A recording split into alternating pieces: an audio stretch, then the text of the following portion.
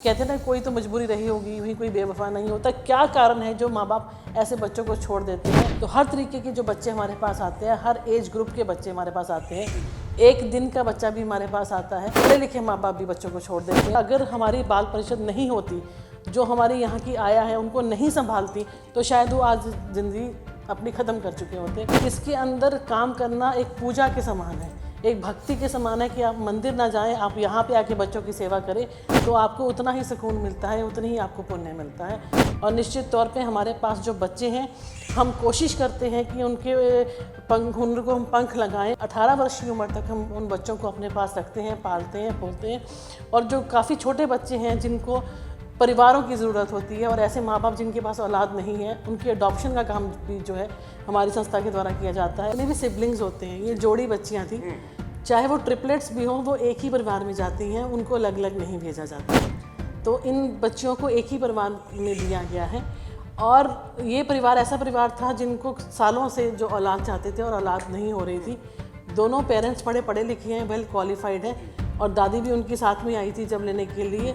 पर जिन परिवार ने इनको छोड़ा है, तो मैं ये समझती हूँ कि उनके पास ऑलरेडी 5 बेटियाँ थी, और उन्होंने उसके बाद बेटे की चाह में दोबारा चांस लिया और ये ट्विन बच्चियाँ पैदा हुई, और वो अपनी कंसेंट से इनको छोड़ गए कि हम इनको पाल नहीं सकते, हमारी कैपेसिटी नहीं है। मैक्सिमम बच्चियाँ हमारे पास वो आ रही हैं जो हमारी अनमैरिड जो महिलाएं हैं, वो प्रेगनेंसी जिनकी हो जाती है, वो अक्सर ऐसे बच्चों को छोड़ रहे हैं। कहीं ना कहीं फैमिलीज़ में भी एक्सेप्टेंस नहीं होती कि कल को इनकी शादी कैसे होगी, तो वो गुपचुप तरीके से जब ऐसा अबॉर्शन वाला सिस्टम नहीं कर पाती हैं, बच्चा पैदा ही हो जाता है, तो वो लोग अपनी बच्चियों को सरेंडर कर जाते हैं, बाहर पालने में छोड़ जाते हैं, हॉस्पिटल में ही छोड़ जाते हैं। तो मैक्सिमम जो है वो एज ग्रुप जो है वो उन बच्चियों का है जो अनमेरिड माँ बनती हैं। 5 सिबलिंग्स को हम पाल रहे हैं, हमें पता है कि उनके पेरेंट्स कहाँ हैं, पर दोनों माँ बाप सारा दिन नशे की हालत में शराब पीकर कमरे में लेटे रहते हैं और बच्चों को पालने में सक्षम नहीं है। उनमें से सबसे छोटा बच्चा है, वो बजरी को पीस कर अपना पेट, उसको खाकर अपना पेट भर रहा था, और उसको इतनी इन्फेक्शन हो चुकी थी। तो ऐसे ऐसे केसेस हमारे पास आते हैं कि भी गुर्बत में आप देखिए, गरीबी की हालात हैं, हम बच्चे पैदा कर रहे हैं, पर वो खाएंगे क्या, वो आगे कैसे बढ़ेंगे, वो कैसे पढ़ेंगे, वो माँ बाप को चिंता नहीं है। तो ऐसे बच्चे केसेस हमारे पास आते हैं। और मैं कहती हूँ सैल्यूट करना चाहती हूँ मैं उन हमारी जो आयाज़ हैं, जो उनको संभालती हैं और अपनी माँ की तरह उनको प्यार देती हैं। निश्चित तौर पे अगर वो ना हो तो मैं सोचती हूँ कि ऐसे बच्चे सर्वाइव ही ना कर पाए। इस समय की अगर बात करें तो हमारे पास 700 से ज़्यादा बच्चे, इतना ज़्यादा डिमांड है बच्चों की अडॉप्शन की। तो जो इंसान अप्लाई करता है वो उसको 1 से 1.5 साल 2 साल लग जाते हैं बच्चे को लेने में।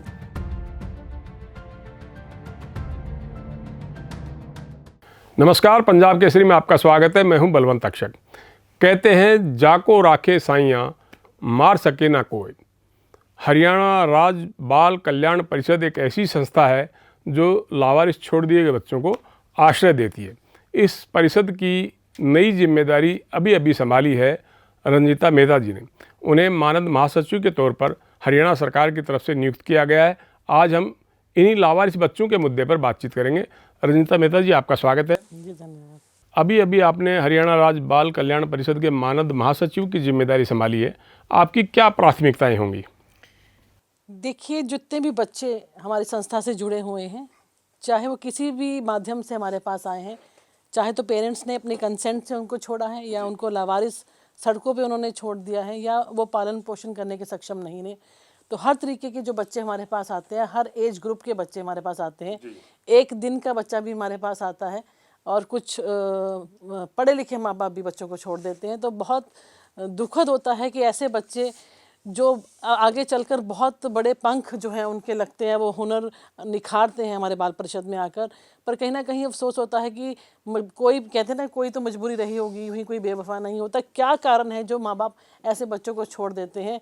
और हमारे पास ना केवल ये बच्चे, बल्कि जो स्पेशल चाइल्ड हैं वो भी बहुत मात्रा में हमारे पास हैं, जिनको कहीं ना कहीं इलाज की बहुत सख्त ज़रूरत है। और अगर हमारी बाल परिषद नहीं होती, जो हमारी यहाँ की आया है उनको नहीं संभालती, तो शायद वो आज ज़िंदगी अपनी ख़त्म कर चुके होते। तो बहुत एक सोशल कॉज है जिसको बाल कल्याण हमारी जो परिषद काम कर रही है, और मैं ये मानती हूँ कि इसके अंदर काम करना एक पूजा के समान है, एक भक्ति के समान है कि आप मंदिर ना जाएं, आप यहाँ पे आके बच्चों की सेवा करें तो आपको उतना ही सुकून मिलता है, उतनी ही आपको पुण्य मिलता है।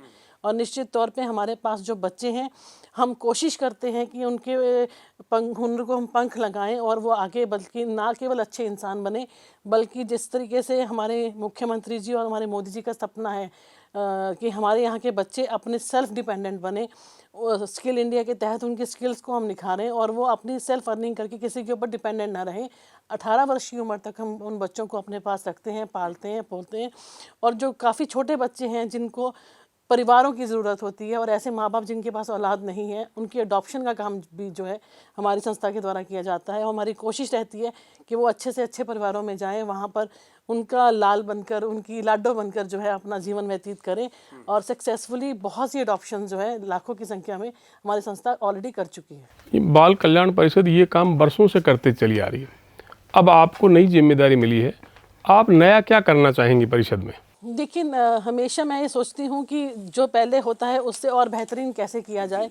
और निश्चित तौर पे 2-3 पायलट प्रोजेक्ट्स हैं जो मैं इसके अंदर चलाना चाहूँगी। निश्चित तौर पे आज अगर हम हॉस्पिटल्स की ही बात करते हैं, पेरेंट्स अपना इलाज करवाने के लिए आते हैं और कहीं ना कहीं मैं महसूस करती हूँ कि उस समय न्यूक्लियर फैमिली की वजह से, आगे तो बड़ी बड़ी फैमिलीज होती थी, बच्चे घर पे थे और पेरेंट्स अपना इलाज कराने के लिए हॉस्पिटल में ओपीडीज़ में आते थे। पर आज कहीं ना कहीं महसूस होता है कि बच्चे सफ़र करते हैं अपने पेरेंट्स के साथ। अगर उनको कोई बीमारी लग जाती है तो वो साथ में या तो गोदी में होते हैं या फिर वो वही कॉरिडोर्स के अंदर परेशान हो रहे हैं या फिर पड़ोसी के घर छोड़ने पड़ते हैं। तो हम कोशिश कर रहे हैं कि आज हर हॉस्पिटल के अंदर एक डे केयर सेंटर बनाया जाए, जहाँ पे 2 घंटे, 4 घंटे, 6 घंटे, जितनी देर भी आप ओपीडी में अपना इलाज करवा रहे हैं, तो उन नागरिक अस्पताल में एक डे केयर सेंटर आपको बच्चे को संभालने के लिए वहाँ पे 2 आया परमानेंट वहाँ पे हैं जो आपके बच्चे का ख्याल रखते हैं। ऑलरेडी हम शुरू कर चुके हैं यमुनानगर में हॉस्पिटल में, हमने ऑलरेडी इस सुविधा को शुरू कर दिया है और धीरे धीरे करके हम कोशिश है कि 90 की 90 विधानसभा में हम ये फैसिलिटी देने जा रहे हैं।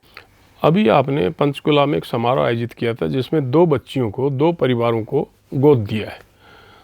जिन परिवारों ने बच्चियों को गोद लिया है उन्होंने आपको क्या भरोसा दिलाया है? देखिए, पहले मैं आपको क्लियर करना चाहती हूँ, जितने भी सिबलिंग्स होते हैं, ये जोड़ी बच्चियाँ थी, चाहे वो ट्रिपलेट्स भी हों, वो एक ही परिवार में जाती हैं, उनको अलग अलग नहीं भेजा जाता। तो इन बच्चियों को एक ही परिवार में दिया गया है। और ये परिवार ऐसा परिवार था जिनको सालों से जो औलाद चाहते थे और औलाद नहीं हो रही थी। दोनों पेरेंट्स पढ़े लिखे हैं, वेल क्वालिफाइड हैं और दादी भी उनकी साथ में आई थी जब लेने के लिए। पर जिन परिवार ने इनको छोड़ा है, तो मैं ये समझती हूँ कि उनके पास ऑलरेडी 5 बेटियाँ थी और उन्होंने उसके बाद बेटे की चाह में दोबारा चांस लिया और ये ट्विन बच्चियाँ पैदा हुई और वो अपनी कंसेंट से इनको छोड़ गए कि हम इनको पाल नहीं सकते, हमारी कैपेसिटी नहीं है। तो ऐसे बहुत से पेरेंट्स हैं जो इस बेटे की चाह में बार बार चांस लेते हैं और बेटियां पैदा होती हैं और इस तरीके से पैदा करके छोड़ जाते हैं।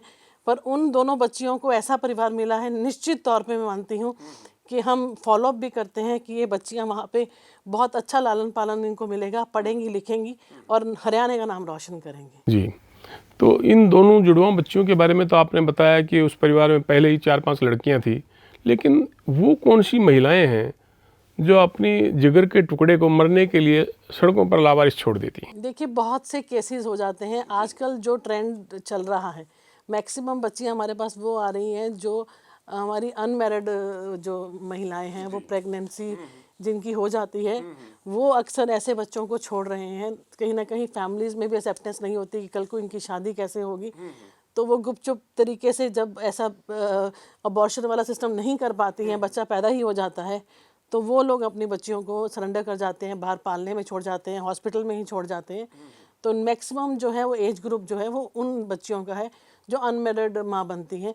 और कुछ ऐसी बच्चियाँ भी हैं जो झुग्गी झोंपड़ियों के अंदर, जिनके माँ बाप नशे की हालत में दोनों शराब पीकर लेटे हैं। और 5 बच्चे अभी हमारे पास छिछरौली में आए हैं। वो 5 सिबलिंग्स को हम पाल रहे हैं। हमें पता है कि उनके पेरेंट्स कहाँ हैं, पर दोनों माँ बाप सारा दिन नशे की हालत में शराब पीकर कमरे में लेटे रहते हैं और बच्चों को पालने में सक्षम नहीं है। उनमें से सबसे छोटा बच्चा है, वो बजरी को पीस कर अपना पेट, उसको खाकर अपना पेट भर रहा था और उसको इतनी इन्फेक्शन हो चुकी थी। तो ऐसे ऐसे केसेस हमारे पास आते हैं कि भी गुर्बत में आप देखिए, गरीबी की हालात हैं, हम बच्चे पैदा कर रहे हैं पर वो खाएंगे क्या, वो आगे कैसे बढ़ेंगे, वो कैसे पढ़ेंगे, वो माँ बाप को चिंता नहीं है। तो ऐसे बच्चे केसेस हमारे पास आते हैं और हमारी, मैं कहती हूँ सैल्यूट करना चाहती हूँ मैं उन हमारी जो आयाज़ हैं जो उनको संभालती हैं और अपनी माँ की तरह उनको प्यार देती हैं। निश्चित तौर पे अगर वो ना हो तो मैं सोचती हूँ कि ऐसे बच्चे सर्वाइव ही ना कर पाएँ। रंजीता जी, जो माता पिता परिषद के पालने में अपने बच्चों को छोड़ जाते हैं, जाहिर है कि वो पालने में शायद सक्षम नहीं है और उन्हें उम्मीद है कि परिषद इन बच्चों को पाल पोस के बड़ा करेगी और ये उनकी आंखों के सामने जीवित रहेंगे। लेकिन उन महिलाओं का आप क्या करती हैं जो कूड़े के ढेर पर अपने बच्चों को फेंक देते हैं, सड़क पर किनारे पर बच्चों को फेंक देते हैं? ऐसी महिलाओं का जब आपको पता चलता है तो परिषद उनके खिलाफ क्या कार्रवाई करती है? देखिए, निश्चित तौर पे अगर जब भी हमारे पास ऐसे कोई अनआइडेंटिफाइड बच्चा आता है, हम कोशिश करते हैं कि उनके पेरेंट्स को ढूंढें। अभी 2 गुम हुए बच्चे लेटेस्ट हमारे पास आए हैं, इसी 10 दिन की मैं बात कर रही हूँ। उनमें से एक तो बिटिया अपने घर से गलती से किसी और ट्रेन में चढ़ गई थी, तो 4 महीने के बाद हमने उस बच्ची के ट्रेस करते गए उस बच्चे को इतना पता था कि मेरे घर के पास किराने की दुकान है और मेरे मोहल्ले का नाम ये है, पापा का नाम भी वो सही नहीं बता पा रही थी। पर हमारी पूरी टीम ने, हमारी बाल कल्याण की पूरी टीम ने मेहनत करके उनके पेरेंट्स को आइडेंटिफाई किया और बच्ची को उनके पास सौंपा। बच्ची हालांकि बड़ी बच्ची थी, 12-14 साल की बच्ची थी, फिर भी वो बच्ची बता नहीं पा रही थी कि मैं कहाँ से आई हूँ। और उसके बाद एक बच्चा ऐसा हमें मिला जो स्पेशल चाइल्ड था, जो ना बोल पा रहा था ना बता पा रहा था। हमने विदिन 24 आवर्स उसके फादर को ढूंढा, बुजुर्ग फादर थे उनके, और वो उनको सौंपा कि आपका बच्चा ये है। फिर हमने उनको सजेशन दी कि अगर आप ये बोल नहीं पाता, या तो इसकी जेब में आप पर्ची डालिए फ़ोन नंबर की, अगर ये बाई चांस इधर उधर हो जाता है तो आपको इन्फॉर्मेशन हो जाए, या फिर उसके यहाँ पे परमानेंट आपका फ़ोन नंबर लिखवाइए, जो नंबर कभी चेंज नहीं हो सकता। तो ऐसे ऐसे बहुत सारे केसेस आते हैं जब हम मिलन करवाते हैं। हाँ, जो अनआइडेंटिफाइड पेरेंट्स छोड़ जाते हैं, हमारी कोशिश होती है कि उनको ढूंढें, फिर हम उनकी काउंसलिंग भी करते हैं, बताते भी हैं कि आपको ऐसा नहीं करना चाहिए। पर जब वो कहते हैं कि हम सक्षम ही नहीं है, हम पाल नहीं सकते, फिर हम उनका कंसेंट फॉर्म साइन करवा लेते हैं कि आज के बाद आपका इस बच्चे पे नहीं क्लेम है कोई भी। और कारा के थ्रू जो लोग भी हमारे पास अप्लाई करते हैं, हम अडॉप्शन में उन बच्चों को दे देते हैं। ऐसे कितने बच्चियां हैं जो बाल कल्याण परिषद में जिन्होंने आश्रय दिया हुआ है? एट प्रेजेंट अगर हम इस समय की अगर बात करें तो हमारे पास 700 से ज़्यादा बच्चे हैं जो परमानेंट हमारे पास हैं। उसके अलावा हम डे टू डे कोर्सेज कराते हैं बच्चों को, चाहे वो अब अंत्योदय जो स्कीम चल रही है मुख्यमंत्री जी की, उसके तहत 3 पायलट प्रोजेक्ट हमें दिए गए हैं। एक है ब्यूटिशियन का कोर्स, दूसरा है कंप्यूटर कोर्स और तीसरा है सिलाई कढ़ाई का, फैशन डिज़ाइनिंग का। तो ये तीनों कोर्सेज हम हर जगह पे, हमारे 47 छोटे और बड़े बाल भवन है जिसके अंदर हम लाखों बच्चों को ट्रेनिंग दे रहे हैं।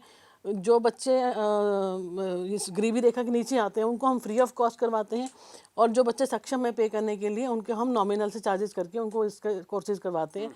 कई जगह पे हमारा हार्ट्रोन के साथ भी टाई अप है, तो उसके अंदर हम जैसे अगर हार्ट्रोन बाहर 9,000 रुपये फीस ले रहा है तो वही कोर्स हम 2,000 रुपये में करवाकर बच्चे को सक्षम बनाते हैं। तो 18 साल की उम्र तक हर वो ट्रेनिंग उनको दी जाती है ताकि वो अपने पैरों पे खड़े हो सके, चाहे वो सिलाई की तरफ जाए, चाहे वो कंप्यूटर कोर्स की तरफ जाए, चाहे वो ब्यूटिशियन की तरफ जाए। उसके अलावा भी बहुत से ऐसे कोर्सेज हैं जो क्रैश कोर्सेज, अब समर कैंप चल रहा है, इसके अंदर हम स्पेशल कोर्सेज बच्चों के लिए चलाएंगे। हमारे अभी हिसार ही मैंने कल विजिट किया है, वहाँ पे हमारा स्विमिंग पूल भी है, तो वहाँ पे बच्चों को स्विमिंग तक भी सिखाई जाती है। तो ऐसी बहुत सी क्रिएटिव एक्टिविटीज़ हैं जो हम बच्चों को सिखाते हैं। हमारी ई लाइब्रेरीज खुली हुई हैं जहाँ पे लाखों बच्चे आके पढ़ते हैं। तो बहुत ही एक संस्था जो है, बहुत ही जो बच्चों से रिलेटेड काम है मैक्सिमम हम वो करते हैं। जूडो कराटे की ट्रेनिंग हमारे हिसार के अंदर हम दे रहे हैं। तो इस तरीके से मल्टीपल काम है जो बच्चों के रिलेटेड हम कर रहे हैं। तो परिषद की जिम्मेदारी तो तब तक है जब तक कि बच्चा 18 साल का नहीं हो जाता, और 18 साल का होने के बाद अगर उसको कोई रोज़गार नहीं मिलता है कहीं, तो परिषद क्या करती है? देखिए, अब जब हमारी कोशिश होती है कि हम उसको अपने ही सिस्टम के अंदर, क्योंकि हमारे सिस्टम में भी हमें हेल्पर भी चाहिए, हमें पियोन भी चाहिए, हमें क्लर्क भी चाहिए, हमें कंप्यूटर ऑपरेटर भी चाहिए, हमें सुपरवाइज़र भी चाहिए। तो हमारी कोशिश होती है कि अगर बच्चे को कहीं बाहर नौकरी नहीं मिल पा रही है तो हम अपने ही परिषद में उसको नौकरी देकर उसको सक्षम बनाएं। क्या आपकी नज़र में ऐसा कोई मामला है कि लावारिस छोड़ दी गई बच्ची आपके यहाँ आश्रय में आई हो और फिर उसने ज़िंदगी में कोई नया मुकाम हासिल किया हो? नहीं, निश्चित तौर पे अभी बाय नेम एक्चुअली ना तो हम ये चीज़ डिस्क्लोज कर सकते हैं, क्योंकि कई पेरेंट्स जो अडॉप्शन करते हैं वो ये चाहते हैं कि कल को उनके रिश्तेदार और उनको ना पता चले कि हमने अडॉप्टेड बच्चा लिया है। तो इस चीज़ को वैसे गुप्त रखा जाता है। फिर भी मैंने अभी जस्ट रिसेंटली ज्वाइन किया है, अगर मेरे संज्ञान में कोई भी आएगा तो डेफिनेटली मैं आपको बताऊँगी।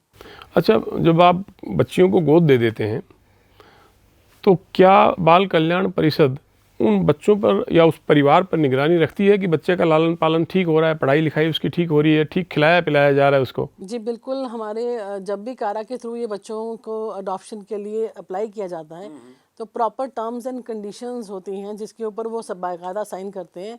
बाकायदा कारा की टीम भी फॉलोअप करती है और हमारी बाल परिषद भी फॉलोअप करती है। बल्कि मेरे आने के बाद तो मैंने नया एजेंडा पास ये किया है कि जितने भी बच्चे हमारे हरियाणा के अंदर ऑलरेडी हमने दिए हैं तो वहाँ के जो हमारे डिस्ट्रिक्ट चाइल्ड वेलफेयर ऑफिसर हैं लोकल, वो निश्चित तौर पे रेगुलर जाके विजिट करके आएँ और बच्चों के साथ सेल्फी खिंचवा के आएँ, उनके साथ देखें कि वो आज किस हालात के अंदर है, किस क्लास में पढ़ रहे हैं और वो कितने बड़े हो गए हैं। तो बिल्कुल निश्चित तौर पे ये फॉलोअप बहुत ज़रूरी है क्योंकि कई लोग और चीज़ों के लिए भी बच्चों को अडॉप्ट कर लेते हैं, कहीं ऐसा तो उनके साथ नहीं हो रहा। ये हमारा बहुत बड़ा कंसर्न होता है क्योंकि वो पहले ही निगलेक्टेड चाइल्ड है और अगर आगे भी उनको ऐसा परिवार मिले जहाँ पे उनकी उपेक्षा हो रही हो तो ये बहुत बुरी बात है। तो हम निश्चित तौर पे पूरा फॉलोअप रखते हैं। क्या कोई ऐसा मामला है कि आपने पहले बच्चा गोद दे दिया हो और देखा कि स्थितियाँ ठीक नहीं हैं तो उसको वापस परिषद में ले आए हों? नहीं, ऐसा अभी तक तो ऐसा केस नहीं आया। जितने भी पेरेंट्स लेके गए हैं वो बहुत ही चाव और लाड से बच्चों को पाल रहे हैं। अच्छा, गोद लेने की जो प्रक्रिया है वो बड़ी जटिल है, क्या इसके सरलीकरण के लिए कोई कोशिश की जा रही है? देखिए निश्चित तौर पे पहले तो हम डायरेक्ट ही करते थे पर बाद में लॉज और कॉन्स्टिट्यूशन चेंज हुआ तो कारा के थ्रू ही हमें अडॉप्शन, क्योंकि ये इतना ज़्यादा डिमांड है बच्चों की अडॉप्शन की, तो जो इंसान अप्लाई करता है वो उसको 1 से 1.5 साल 2 साल लग जाते हैं बच्चे को लेने में। फिर वो प्रेफरेंस ऑफ सिटी बताते हैं कि हमें कहाँ का बच्चा चाहिए, तो आपको 3 स्टेट्स जो है आप प्रेफरेंस की दे सकते हैं। उसके बाद बाई चांस वो बच्चे को लेने के लिए आए और उनको किसी ना किसी वजह से वो बच्चा पसंद नहीं आया तो उनको फिर दोबारा वो प्रोसेस फॉलो करना पड़ता है, दोबारा अप्लाई करना पड़ता है। तो उस प्रोसेस के अंदर थोड़ा समय लगता है। निश्चित तौर पे बात की जा सकती है सरकार से कि इसको और थोड़ा सा आसान बनाया जाए और जल्दी से जल्दी जो है बच्चे अपने परिवारों में जाएं, अपने नए माँ बाप के पास जाएं और उनका पालन पोषण अच्छे तरीके से हो। बाल कल्याण परिषद का कितना बजट है और क्या इस बजट में आपके सारे कामकाज ठीक से संचालित हो जाते हैं? देखिए हमारा बजट बहुत बड़ा बजट नहीं है। 25 करोड़ का ग्रांट जो है हमें सरकार की तरफ से मिलती है और स्टाफ हमारा 1000 के करीब है। तो निश्चित तौर पे जो बिल्डिंग्स हैं, अब 1971 में हमारा बाल भवन बनने शुरू हुए थे तो मैक्सिमम बिल्डिंग्स आज थोड़ी जर्जर हालत में हैं, उनको रेनोवेशन की ज़रूरत है। तो उसके अंदर हमारे जो लोकल डीसीज़ हैं वो हमारी संस्था के जिला प्रधान होते हैं, तो उनके माध्यम से वो हमें काफ़ी सपोर्ट करते हैं रेवेन्यू जनरेशन के लिए। तो उनकी हम मदद मांगते हैं। फिर लोकल जो विधायक हैं डी प्लान के तहत अगर कुछ हमारी हेल्प कर सकते हैं, लोकल मेयर हैं वो हमारी हेल्प कर सकते हैं, या CSR फंड जो बड़ी बड़ी कंपनीज़ हैं वो उन्होंने अपना 2% CSR फंड में देना होता है, तो उनसे अप्रोच करके हम ये वाले काम करवाते हैं। अब हाल ही में हीरो होंडा कंपनी ने हमें CSR फंड के तहत दिया, तो उसके तहत हमने 3 वर्चुअल रूम तैयार किए हैं, एक करनाल के अंदर, गुड़गांव के अंदर, एक तीसरा पंचकुला के अंदर, जहाँ पे हम +1 और +2 के बच्चे जो नीट के लिए अप्लाई कर रहे हैं उनकी कोचिंग चल रही है कि एक बार में 3 क्लासरूम में बच्चे बैठकर एक ही बार में कोचिंग लेते हैं। तो बहुत अच्छी इनोवेटिव चीज़ें हो रही हैं और बहुत बड़ी बड़ी संस्थाएं हैं जो मदद करती हैं और उन्हीं मदद से ही जो हमारी संस्था अभी तक चल रही है। आपको अभी नई जिम्मेदारी मिली है, मनोहर सरकार के सामने आप क्या प्रस्ताव रखना चाहेंगे? देखिए निश्चित तौर पे मनोहर सरकार पहले से ही बहुत अच्छे काम कर रही हैं और आगे भी इनके बजट को और बढ़ाया जाए और फैसिलिटीज़ और अच्छी बढ़ाई जाए। बिल्डिंग्स को थोड़ा सा और सुधार की ज़रूरत है क्योंकि पुरानी बिल्डिंग्स है, थोड़ी सी हालात ख़राब है, उनको ठीक करने की ज़रूरत है। और निश्चित तौर पे जो ये आपने अडॉप्शन प्रक्रिया कहा, इसको और सरल कैसे बनाया जाए और बच्चों के देखभाल के लिए और आधुनिकीकरण के लिए और नई चीज़ें क्या की जाए हर जगह पे, यही हमारी कोशिश है। शुक्रिया रंजीता मेहता जी हमसे बातचीत करने के लिए। Thank you so much. तो ये थी हरियाणा राज्य बाल कल्याण परिषद की मानद महासचिव रंजीता मेहता, जिनका कहना है कि वे मनोहर सरकार के सामने परिषद का बजट बढ़ाने की मांग रखेंगी ताकि जर्जर हालात में हो चुके भवनों को नवीनीकरण किया जा सके और इसके साथ ही वो गोद लेने की जो प्रक्रिया है उसके सरलीकरण पर भी बात करेंगे। पंजाब केसरी के लिए कैमरामैन अमित वालिया के साथ बलवंत तक्षक, चंडीगढ़।